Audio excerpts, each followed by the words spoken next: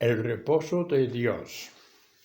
Al terminar la creación, Dios reposó y la encontró buena en gran manera.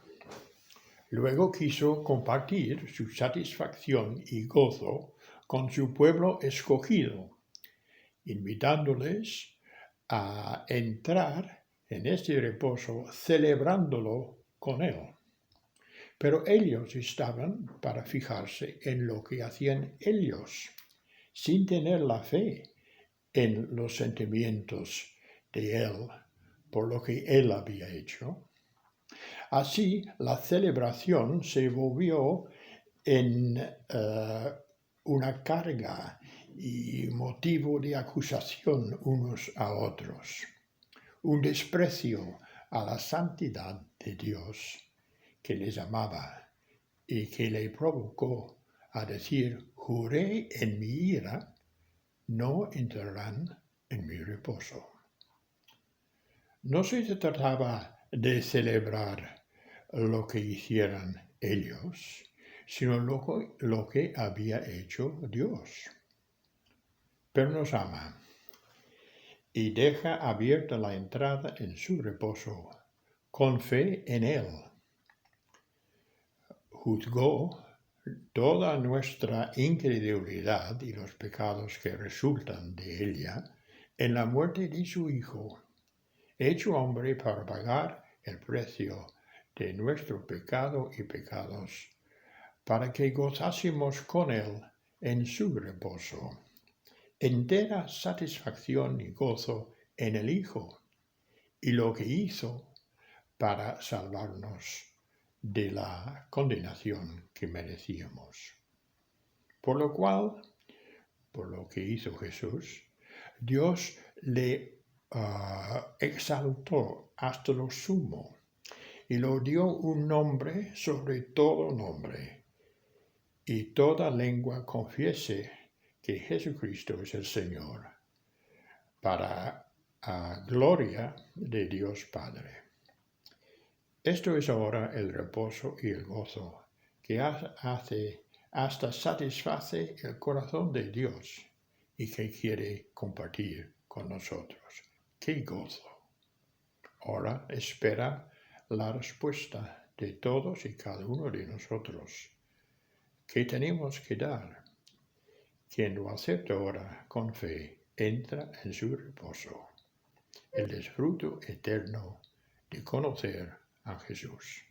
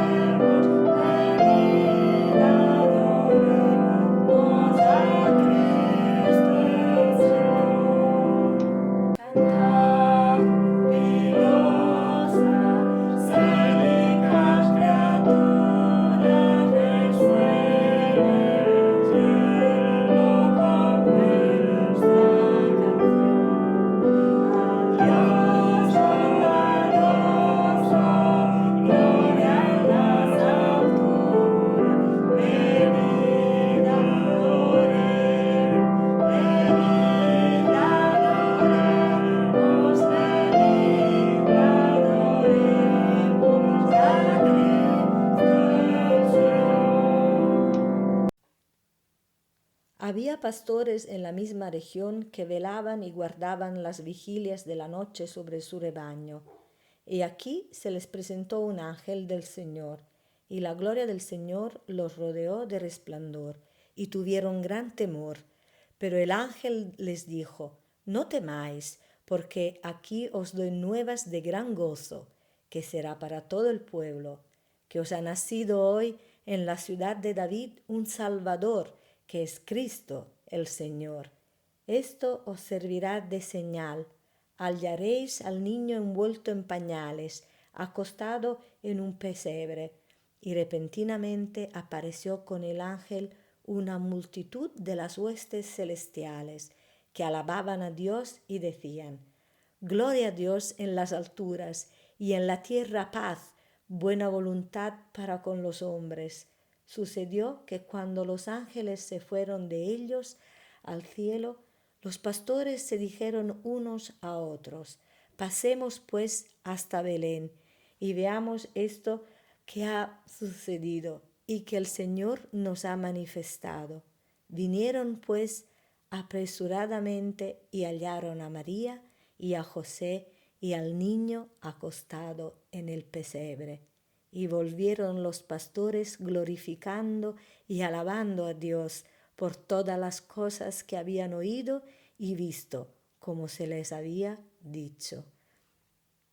Lucas capítulo 2, del versículo 8 al 16 y el versículo 20.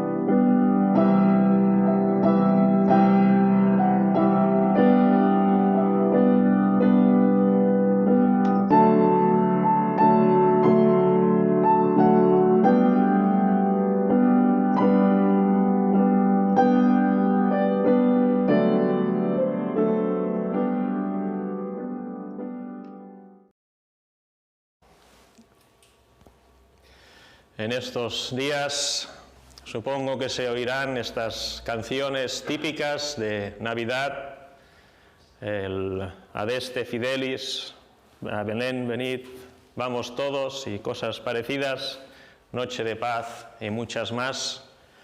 Cada vez, es verdad, se oye menos y por esto la presentación de hoy la he titulado Navidad, pero con un interrogante. ¿Qué le pasó a nuestra Navidad? ¿Dónde está la Navidad? Las celebraciones navideñas, sin lugar a duda, empezaron en una época determinada, después, evidentemente, del nacimiento de Jesús. Sin duda, las fiestas de invierno ya existían antes de que viniera Jesús, y las celebraciones tal como las conocíamos nosotros hace unos pocos años, sin duda eran unas fiestas de alguna manera cristianizadas por la tradición cristiana. La Navidad hoy, al menos en esta parte del mundo, en Europa y donde vivimos nosotros, cada vez se está haciendo más laica, se están eliminando algunos símbolos de angelitos y campanas y estas cosas en muchos lugares. Muchas personas se niegan a decir feliz Navidad y prefieren decir felices fiestas, etcétera, etcétera. Y además, para añadirle más problemática al tema, la Navidad del 2020 pues puede ser bastante diferente y bastante tristes para algunas personas, pensando en las limitaciones de movilidad, de reunión, etcétera, por no hablar de diferentes problemas que las personas hayan tenido durante este año. Pero hoy, dejando un poco a un lado si tenemos que celebrar Navidad o tenemos que celebrar fiestas de invierno o verano, depende en qué lado del mundo estemos, o si tenemos que insistir en el folclore navideño cristiano o no, quisiera centrarme en el acontecimiento real de la Navidad. Las fiestas, como dije, ya existían, pero el hecho de Navidad, como la conocíamos hace poco, tiene sin lugar a dudas su origen en el nacimiento de Jesús. Una vez más, por estas fechas, porque estamos cerca de Navidad, voy a leer un texto que se conoce tanto y que se repite tantas veces a finales de diciembre.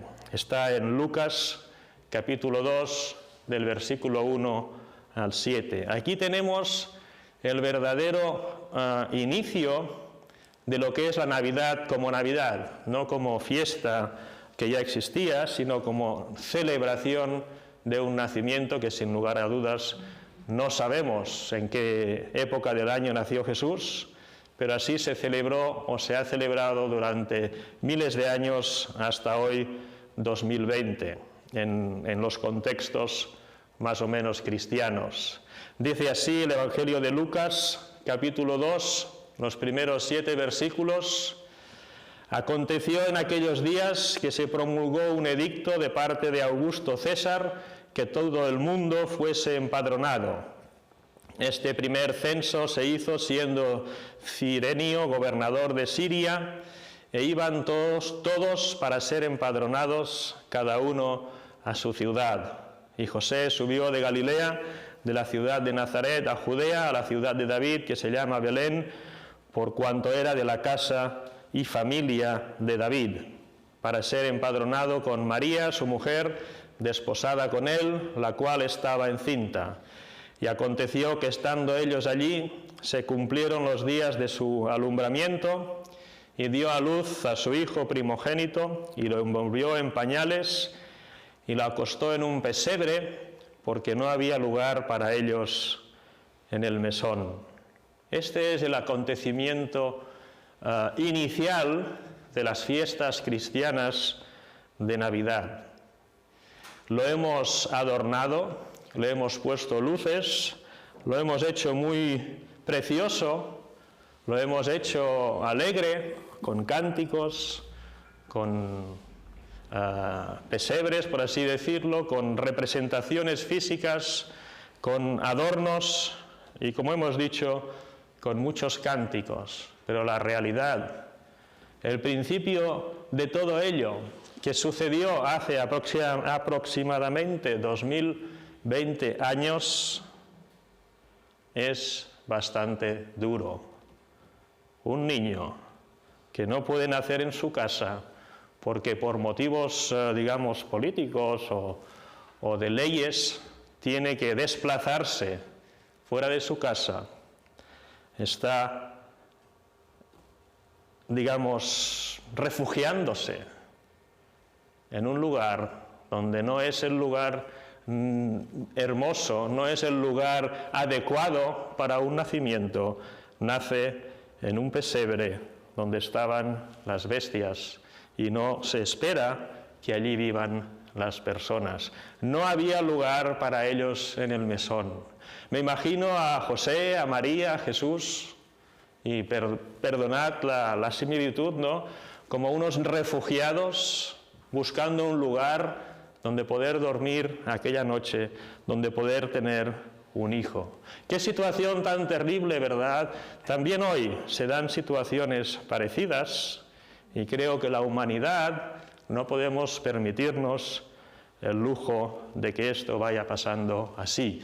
Pero el nacimiento de Jesús tiene una segunda parte que la vemos en los versículos siguientes, si leemos del 8 al 11, que es especial también, pero de otra manera. Dice así la palabra de Dios: había pastores en la misma región que velaban y guardaban las vigilias de la noche sobre su rebaño, y he aquí se les presentó un ángel del Señor, y la gloria del Señor los rodeó de resplandor, y tuvieron gran temor. Pero el ángel les dijo: no temáis, porque he aquí os doy nuevas de gran gozo, que será para todo el pueblo. Nuevas de gran gozo que será para todo el pueblo, que os ha nacido hoy en la ciudad de David un Salvador, que es Cristo el Señor. Grandes noticias. El hecho en sí es duro, es difícil, como hemos visto, de entender cómo puede un pueblo cualquiera permitir que una persona dé a luz y cuide de su hijo en un establo, en un pesebre. Pero simultáneamente aparece este gran coro celestial con estas grandes noticias. Jesús, seguramente, es la única persona que ha sido introducida en esta tierra, en su nacimiento, con un coro celestial de ángeles que hablan de grandes noticias, de gran gozo para todo el pueblo. Qué contraste, ¿no? Y así será la vida de Jesús en general. El gran gozo, las buenas noticias para quien quiera escucharle y su situación personal, viviendo en lo mínimo y en situaciones de riesgo, situaciones marginales en muchas ocasiones. Tenemos pues, dejando, como hemos dicho, a un lado de si toca o no toca hacer fiestas de Navidad o no, pero el nacimiento de Jesús lo tenemos y el cielo considera que es necesario hacer una presentación de este nacimiento como unas grandes noticias de gozo para todo el pueblo, porque ha nacido hoy en la ciudad de David un Salvador, que es Cristo el Señor. Pero este Salvador lleva un plus, es como y Salvador hoy en día, o Salvador Plus. No es un Salvador y ya está, tiene muchas más cosas.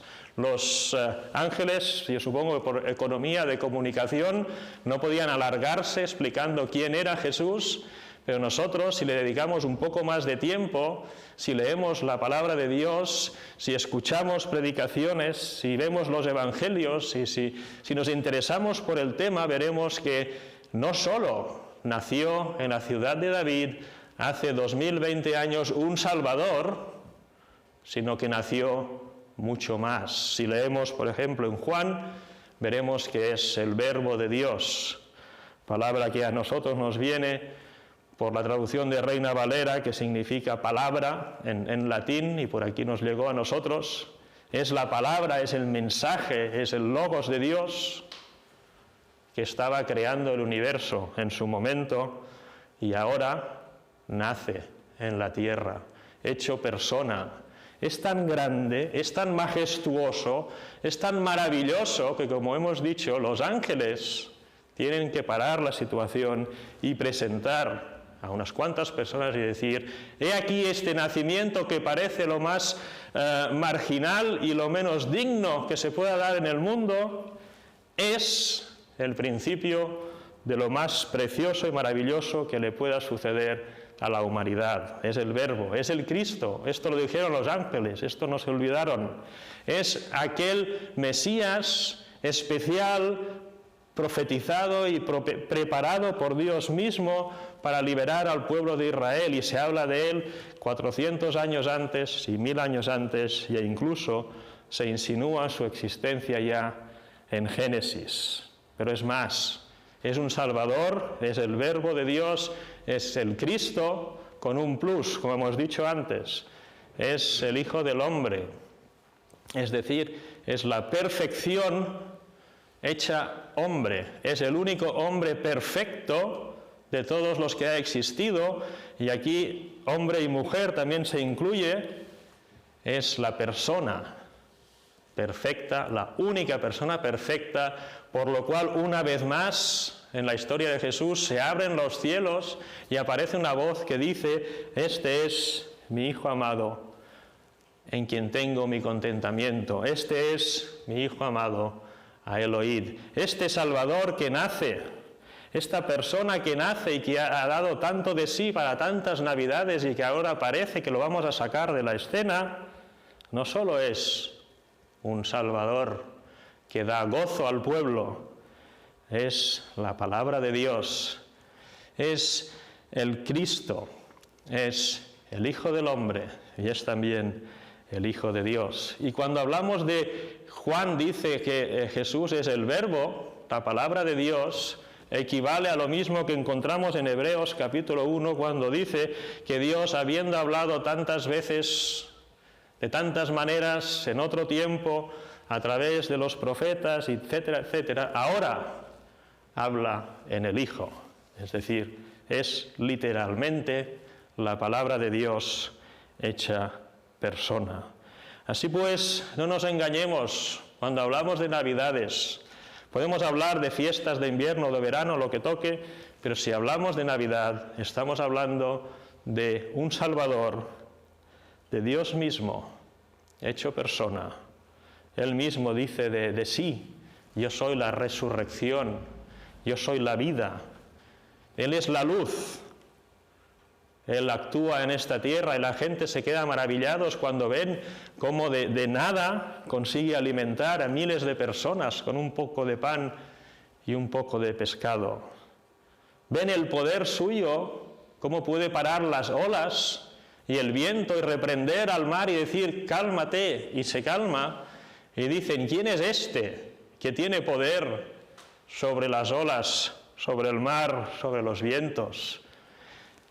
Ahora todavía, pero en aquella época y en toda la antigüedad, tener poder sobre los vientos, sobre las olas y sobre el mar es un atributo exclusivo de Dios mismo que los creó. ¿Quién es este que domina el viento y la mar?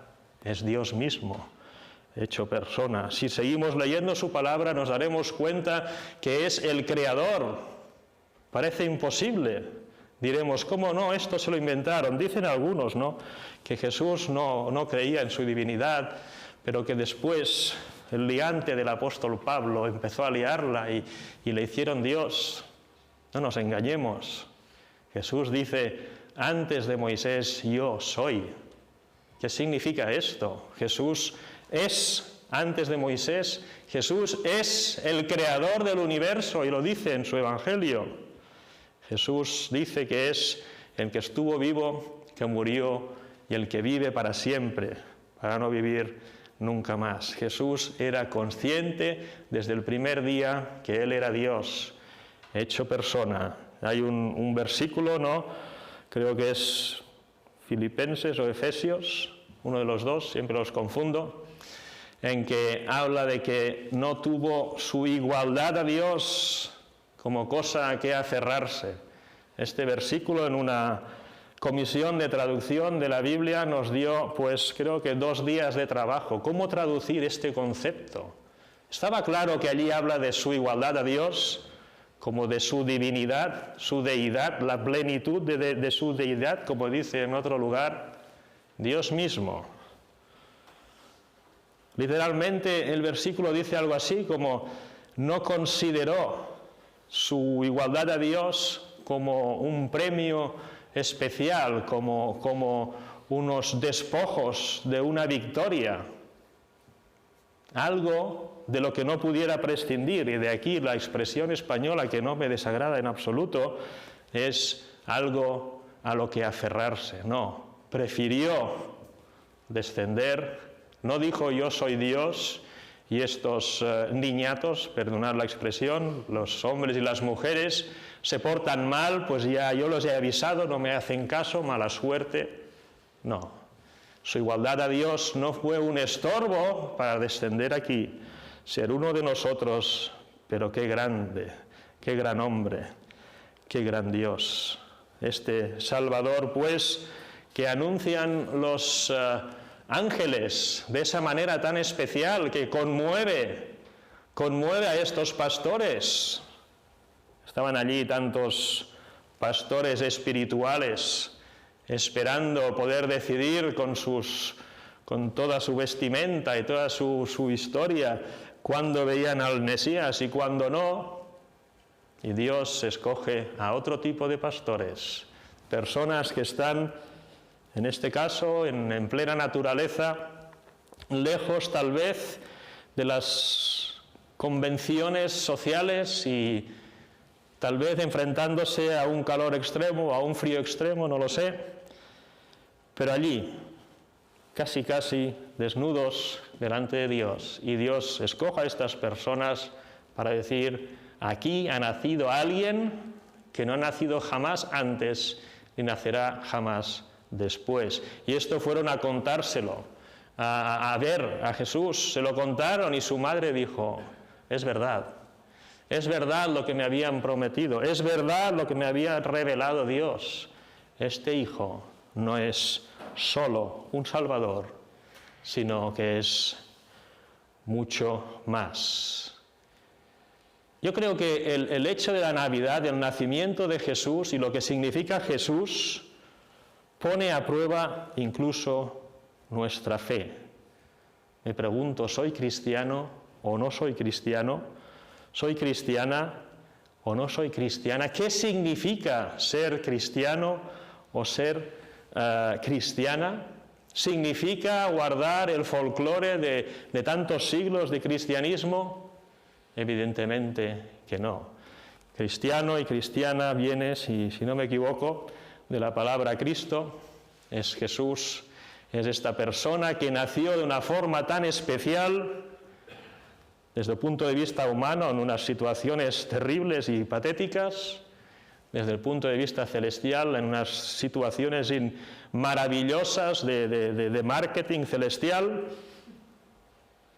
¿Qué significa ser cristiano? ¿Podemos escoger una parte de Jesús?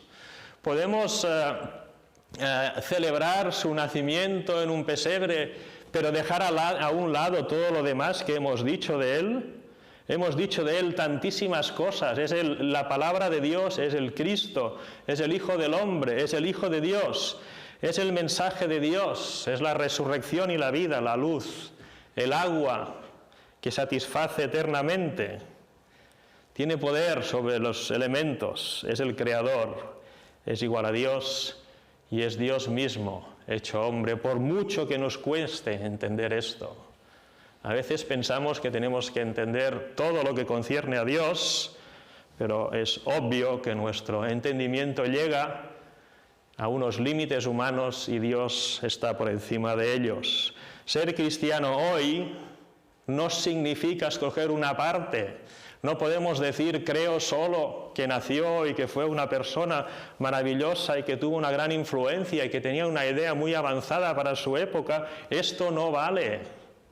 Jesús es mucho más. No podemos ser cristianos y coger a Cristo a medias. Tenemos que aceptar a pies juntillas lo que Dios dice de Cristo. Viene de lo alto. Los cielos lo introducen en este mundo. Los cielos hablan de Él. Y nos preguntamos, muy bien, ¿y para qué vino Jesús? ¿Alguien sabe para qué vino Jesús? Él mismo nos lo dice unas cuantas veces. Yo he venido a salvar lo que se había perdido. He aquí otro escollo. Primer escollo es dejar a un lado las tradiciones cristianas y coger directamente a Jesús como es, como lo describe Dios mismo, con todos los apelativos que hemos comentado. El segundo escollo es que Él venga a buscar lo que se había perdido. Tenemos que entender que estamos perdidos. Tenemos que entender que sin Jesús no vamos a ningún lado. Él vino a salvar. ¿Nos damos cuenta que necesitamos un Salvador? Yo creo que si somos humildes, nos daremos cuenta que no somos ni tan fuertes ni tan eternos como nos creemos. Necesitamos sin duda un Salvador en esta vida y en la eternidad, porque la eternidad la tenemos, pero necesitamos a un Salvador para estar con nuestro Dios en la eternidad. Tenemos que entender que necesitamos un Salvador para entonces darnos cuenta que si vamos a Jesús porque es un Salvador, como decían los ángeles, descubriremos en Él mucho más todo lo que hemos hablado de su grandeza, de su persona y de su amor para con nosotros. Para ir acabando, para ser cristianos no nos sirve un Jesús hecho a medida, cada uno se lo hace a medida según sus necesidades. Yo soy cojo, necesito uno que vaya bien para la cojera. Yo soy orgulloso, necesito un Jesús que me diga que soy muy guapo. Yo soy no sé qué, y vamos haciendo cada uno nuestro Jesús a nuestra medida, uno que si es profeta, otro de que si es un Dios pequeñito, otro de que si es... No necesitamos, no nos sirve para nada un Jesús hecho a nuestra medida, de acuerdo con nuestras necesidades personales. Necesitamos acudir al Jesús real, al que nació hace mucho tiempo y murió y resucitó, y acudir a Él con todas nuestras necesidades con confianza, porque como dice en la epístola de Pedro, una de ellas, acudamos a Él con nuestras necesidades, con nuestras preocupaciones, porque a Él le importan, Él cuida de nosotros. Por esto, en la Navidad del 2020, una Navidad complicada, difícil por tal vez un excesivo laicismo o no, tal vez por la situación de la pandemia, hoy nuestra Navidad del año 2020 tiene que ser una oportunidad más para contemplar a Dios mismo, contemplar su obra, reconciliarnos con Él y descubrir este Salvador con un plus que hace tantos años anunciaron los ángeles. Que Dios os bendiga.